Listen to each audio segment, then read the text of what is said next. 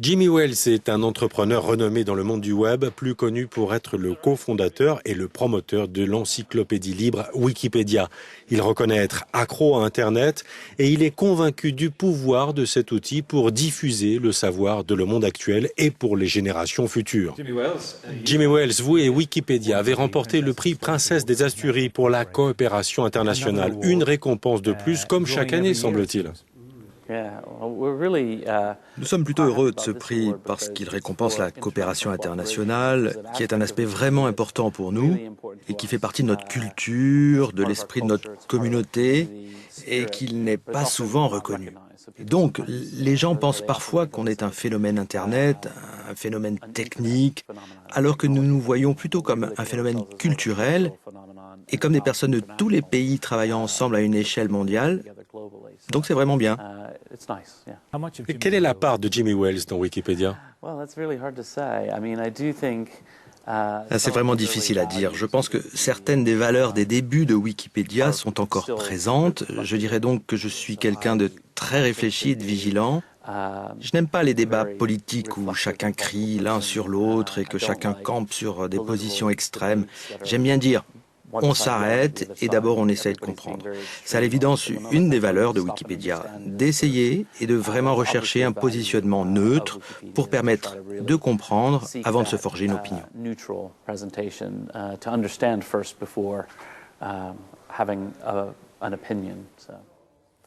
Mais est-ce qu'on veut être neutre? On veut sûrement être stimulé. Les politiques avancent grâce au débat. Je trouve que c'est très intéressant. Je crois profondément que les gens veulent les deux et qu'en fait, l'une des erreurs des médias était de s'enfermer là-dedans. Maintenant, je vis à Londres et ici, les journaux passent leur temps à se tirer dans les pattes. Cela nécessite beaucoup d'attention. Évidemment, on connaît le phénomène des titres racoleurs pour produire des clics, mais on y est très vigilant. Et pourtant, Wikipédia est le 5e site le plus populaire au monde et on n'écrit pas d'articles outranciers pour faire saliver les gens. Donc je pense qu'ils ont besoin des deux. Ils veulent un débat un peu vif, mais aussi des informations de fond. Par exemple, si vous prenez une question comme le Obamacare, la réforme du système de santé aux États-Unis, regardez n'importe quelle émission télé et ouvrez n'importe quel journal et vous verrez des éditos interminables se positionnant pour ou contre. Et il est très difficile de savoir exactement ce qu'il y a derrière. Quelles sont précisément ces réformes? Ça a été incroyablement compliqué et Wikipédia s'en est chargé pour offrir une simple description de ce que c'est. Et maintenant, on peut en discuter parce qu'on sait de quoi on parle.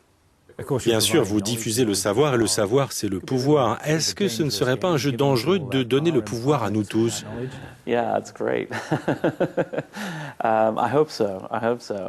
Oui, c'est super.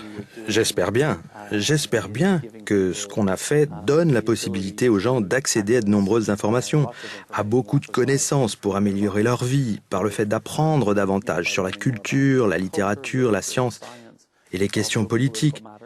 L'une des choses que l'on voit dans le monde, c'est qu'Internet et les nouveaux moyens de communication donnent lieu à des révoltes populaires.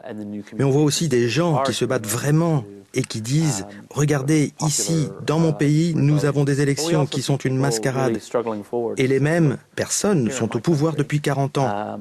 En Europe et en Amérique, même si les choses sont imparfaites d'une manière ou d'une autre, vous avez pu changer de gouvernement de manière pacifique et les idées que les gens soutiennent finissent par être exprimées.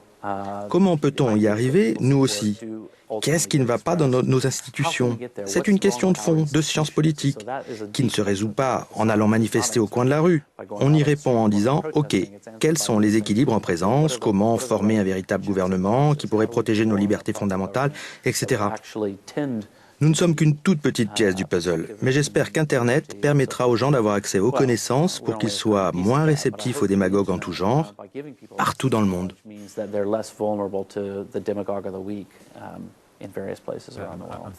On se souvient de tous ces profs qui nous ont vraiment donné envie d'apprendre, alors qu'Internet est un outil morne, plat et sans intérêt. J'ai lu des pages de Wikipédia et rien ne sort du lot, rien ne me touche. Oui, mais les gens le lisent et ça les passionne. Beaucoup de gens sont lassés des informations sensationnelles et recherchent une présentation à froid et claire, avec des faits. Et l'exhaustivité de Wikipédia signifie aussi que chacun peut y trouver quelque chose qui l'intéresse. Quel que soit le sujet qui vous intéresse, vous pouvez dire « oui, je sais ». En regardant sur votre page Wikipédia, je n'arrive pas à savoir qui est l'homme derrière le nom. Je ne sais pas quels ont été vos hauts et vos bas.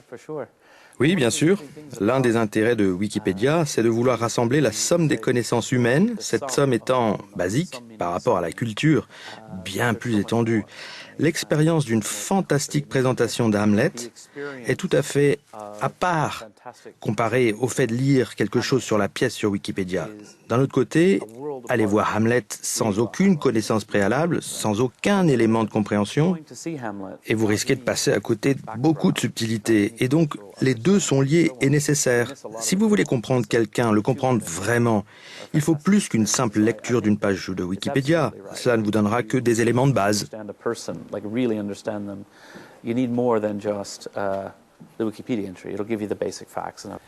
Vous avez évoqué la somme des connaissances et vous avez dit que vous vouliez qu'elles soient accessibles à n'importe quelle personne dans le monde. C'est une stratégie très ambitieuse, une tâche colossale. C'en est une, et c'est l'une des raisons plutôt intéressantes qui ont fait notre succès. C'est une idée absolument géniale, et je pense que si nous avions une ambition plus limitée, les gens ne s'y intéresseraient pas autant. Mais cela guide notre travail. Dans les 5 ou 10 années à venir, il y aura probablement 1 milliard ou 2 milliards de visiteurs sur le site. Nous devons penser dès maintenant à ce que nous allons leur apporter, ce que cela veut dire pour des personnes qui jusque-là n'avaient pas eu ou peu accès aux connaissances, ce que ça signifie d'avoir Internet à portée de main, parce qu'ils accèdent à Internet grâce à des portables. Donc cette vision qui consiste à essayer de toucher le plus de personnes possible partout dans le monde, c'est vraiment très important pour nous. Et pour moi, ce qui donne du sens à Wikipédia, c'est de se trouver à un moment de l'histoire où nous disposons d'outils fantastiques. Pour la plupart des gens, le jour où ils sont allés sur Internet pour la première fois, ils ont trouvé ça formidable. Ça permet de réunir tout le monde à un même endroit et ils peuvent tous apprendre ensemble. Et quand il y a eu la bulle Internet, le web servait plus pour se faire livrer le repas du chien ou ce genre d'idiotie. Wikipédia a cette vision fondamentale qui consiste à dire « nous avons cet outil extraordinaire pour rassembler les gens, pour partager le savoir, pour se comprendre les uns les autres, pour comprendre le monde ». Faisons cela ensemble. Ça a l'air marrant, donc on va dans cette direction. Jimmy Wells, thank you very much indeed for talking to us. Great, thank you.